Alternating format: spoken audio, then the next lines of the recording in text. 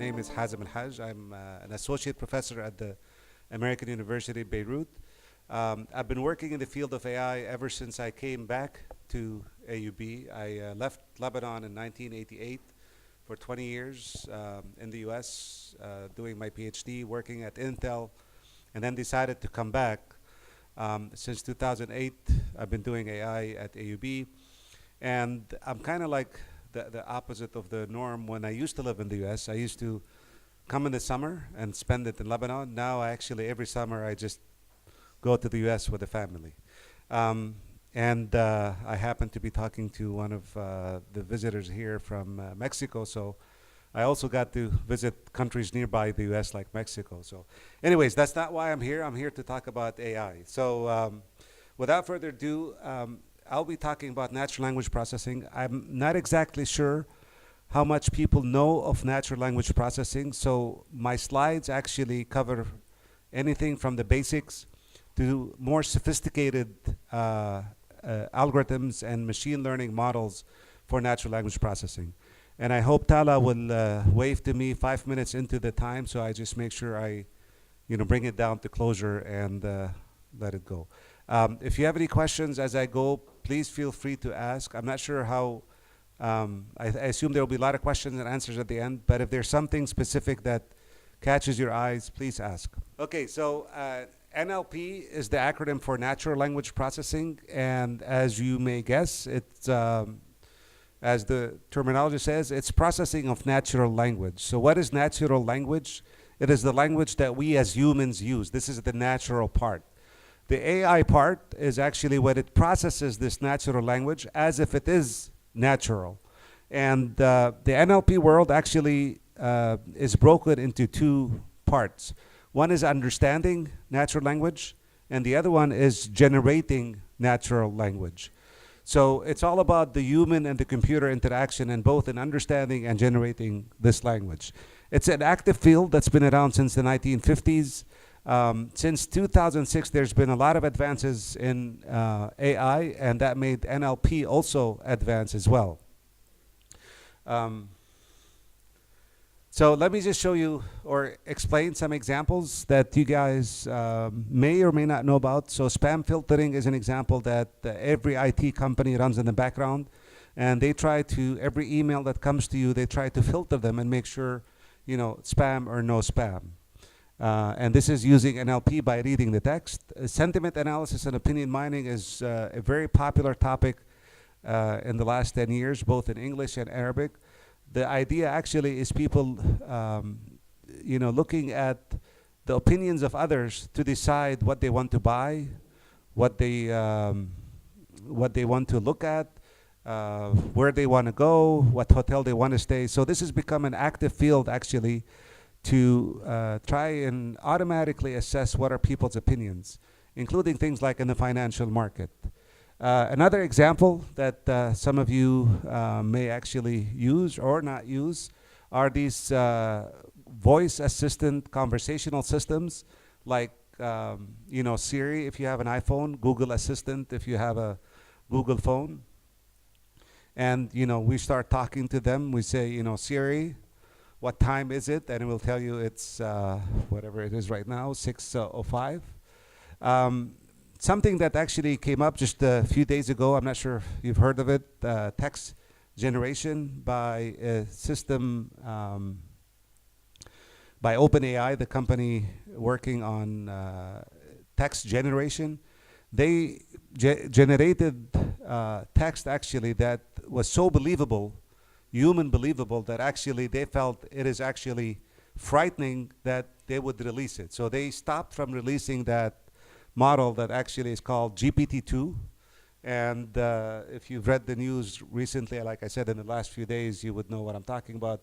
I'm going to show you a quick example of that. So if you read this, actually, the system starts by reading, you provide this to the system. In a shocking finding, scientists discovered a herd of unicorns living in a remote, previously unexplored valley in the Andes Mountains.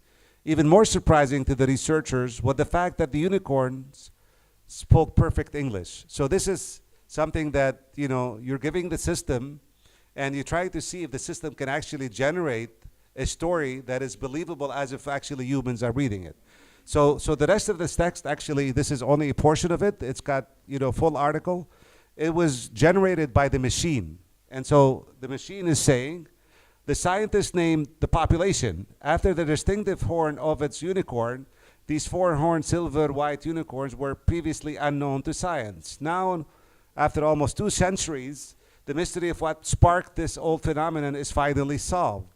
And so on. It goes on to, you know, if you read it, it seems like somebody actually wrote this. And in fact, it's actually a machine. So this is just some examples of what NLP is doing lately. What are some of the challenges NLP at its core? What does it try to do? It tries to model the language, the word, the sentences, the phrase, the documents. It tries to understand what, you know, the language is saying. In some places, we want to generate text, like in a conversational system.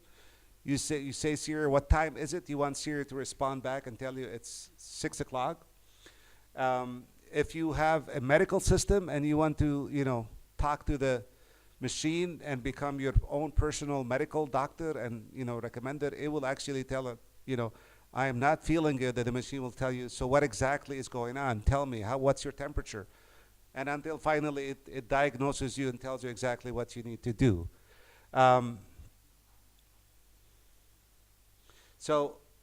Here's, actually I had the animation on this. Oops, I'm going the other way around. But this is an example of what natural language understanding would do. This is a classic example where we use when describing natural language processing. A dog is chasing a boy on the playground. I'm sure when I read that sentence, a dog chasing a boy on the playground, all of us would understand what that means. You know, we imagine, we visualize that there's a dog in the playground, a boy playing with a person in the playground.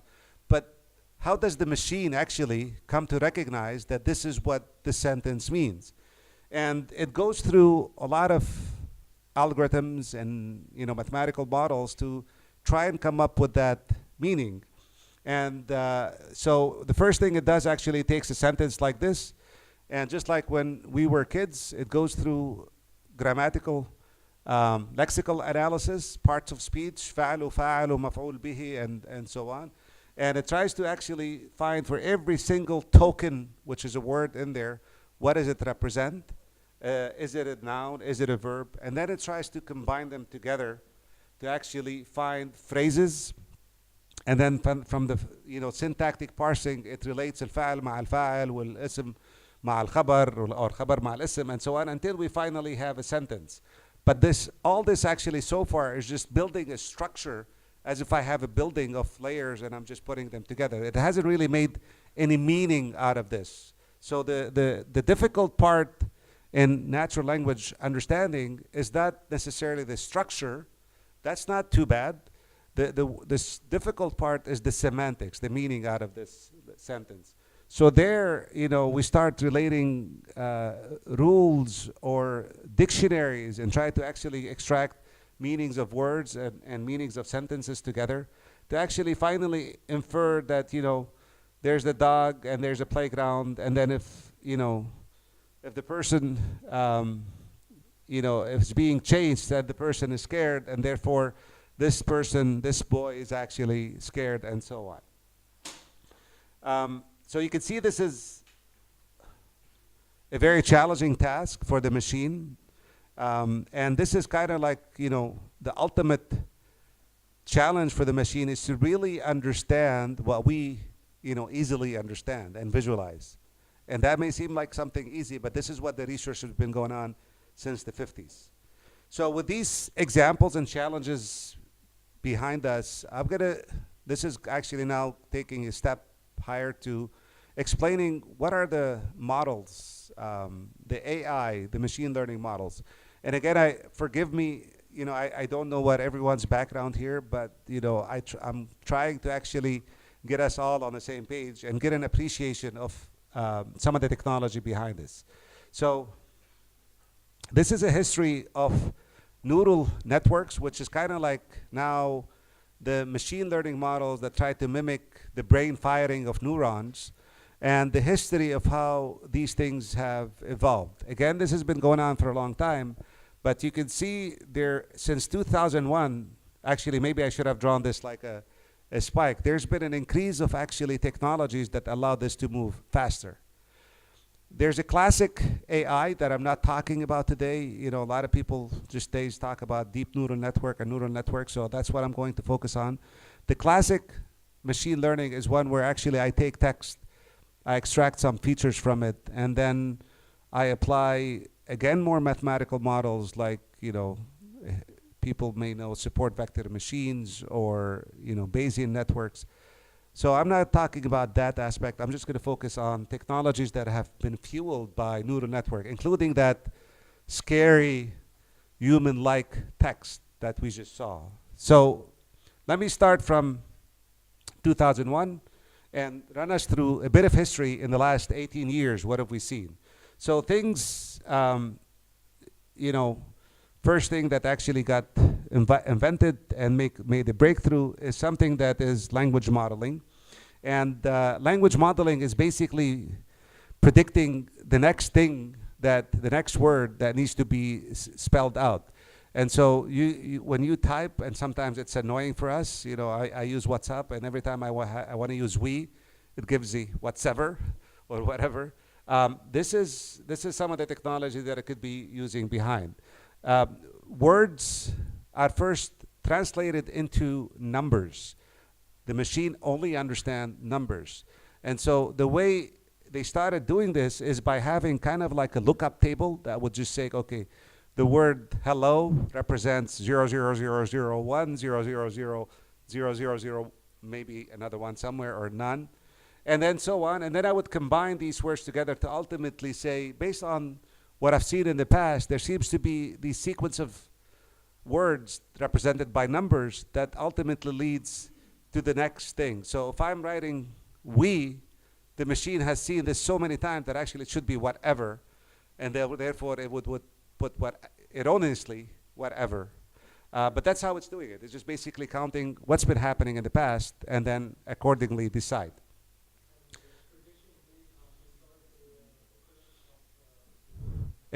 It's predicting based on previous similar occurrences. For example, if I say, let's say, you know, good, what could be the next thing that comes after good? So we go to look at all the history of text and say, there's, you know, good afternoon, good boy, good man, good morning. And if it happens to be that, you know, morning is the thing that happens most frequently after good, then I will predict it was supposed to be good morning. So that's kind of the idea behind these learning models.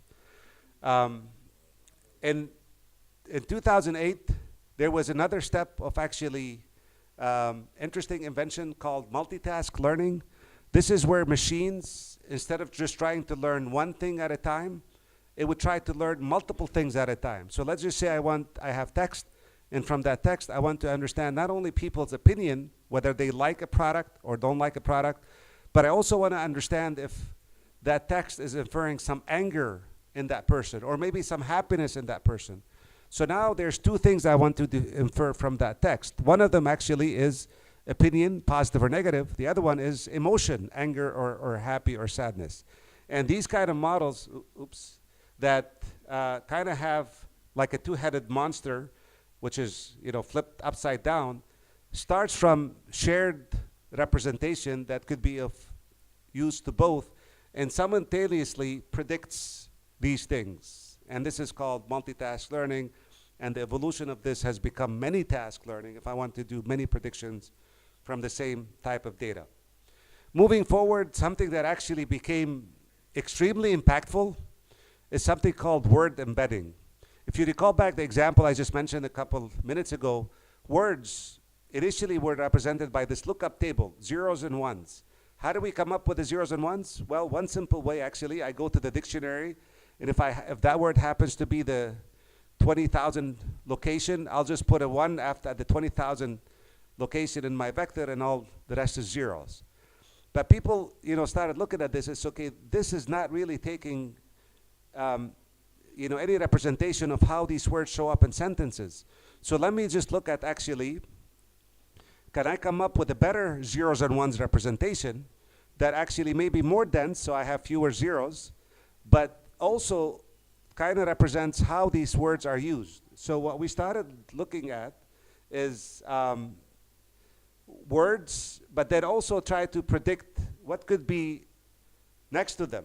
So back to that example. So we're now, our representation is not only looking at the word alone, but what is around it. So, and there's two models that either look around and say what's the word in the middle, or the word in the middle and what's around it. Either way, we're trying to understand these words when they happen. They don't happen in isolation. They happen in particular context. And so those zeros and ones that now I use, they're not zeros and ones anymore. They're actually represented by what's called the neural network. And those neural network parameters represent these weights. Okay, we're into the 5-minute mark, so we'll move a little bit faster. In 2013, as you know, hopefully you're tracking the time axis down here. In 2013, there was suddenly a spike of models that became kind of revolutionized, actually, NLP. So one of them actually is called the recurrent neural network. And recurrent neural network said words, they happen in sequence. So if I can just actually feed what's happening one after the other, I will get a better meaning. And then people said, well, why don't we look at our neighbor machines, which are trying to understand images and video. Those neighbors' images and videos, they were coming up with some pretty serious advances. We know now self-driving vehicles, right? So that was pushing a lot of advances in image AI. And one of the most powerful image AI algorithm was convolutional neural network. And they said, can we use this for NLP? And they started taking these things, combining them together into other neural network to produce conclusion and inference, just like we were doing before, but now it's much more accurate.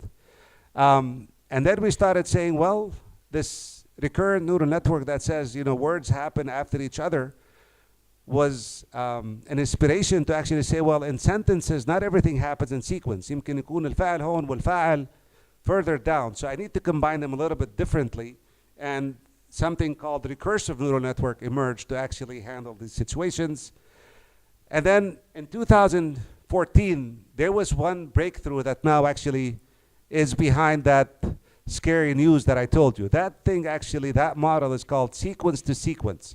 So not only now I can predict the next word, but I can take a sequence of words, which is a sentence, and from that sequence of words, I can generate another sentence. So that sequence to sequence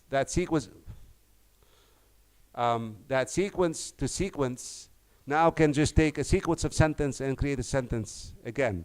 Or, even better, it can take an image and create a sentence. What would I use a sentence from an image for? It will actually, describe the image. It's actually a caption of that image. So there we combine kind of like convolutional neural network with these, recursive models, and we have more and more sophistication.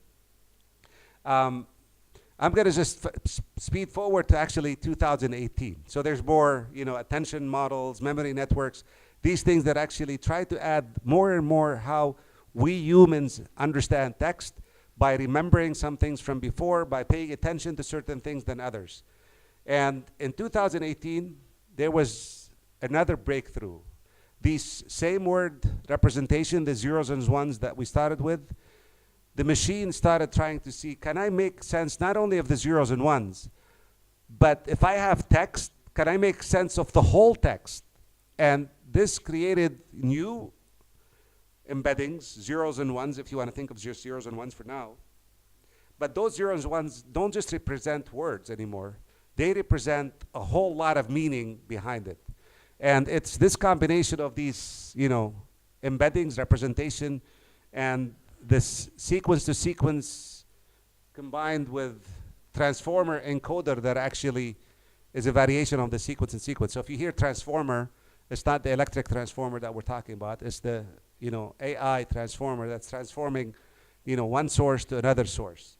And nowadays, there's something called BERT, bidirectional, transformer-based, whatever.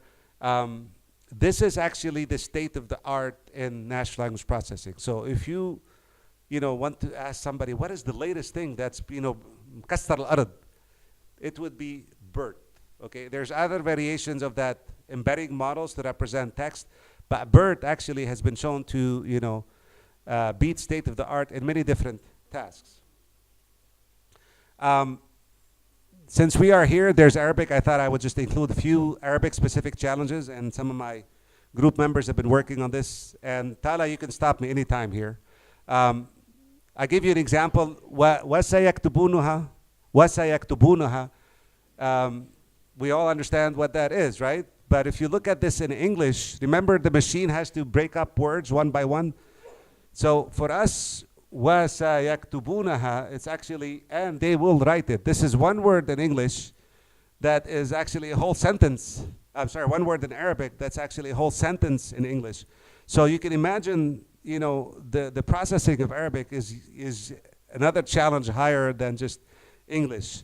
And we also have diacritics, العلامات, كتب, كتب, يكتب, يكتب, and so on. These things make meanings very different. So there's a lot of morphology which changes words at the beginning and the end in Arabic, a lot more than English, almost 2-to-1, which makes it more complex to handle. So there's been a lot of progress, but we're not up to par with where English is because of a lot of the resources and a lot of the people actually who's spending energy. But there is a lot of advances in Arabic that you can use out of the box from open source code. Here's a quick view. I'm going to just scroll down if it just lets me. This is a system that we built out of AUB for opinion mining in Arabic. We had it online for a little bit and then we took it out. But it's able to actually, you give it a topic you're interested, it will extract from the web information about that topic and then, tell you what people's opinions are. It will look at, tweets and then, plot it over time and show overall people's sentiments. I forgot this is an older view, but for example, it would have been interesting to see people's opinions about the Hukumi Lebanese, and we'll see actually a lot of red and then suddenly, green, and then maybe now it's red again, I don't know, but red indicating negative opinion and, green is positive opinion. This is some of the text it would extract and work with. This is some of the internal of the architecture that we had developed for a phone application. So you can actually have a phone that you would enter Haifa Wahbi and it would tell you what people think of Haifa, whether positive or negative, and so on. This is examples of how these things would be displayed. And I'm going to stop here. And thank you, everyone.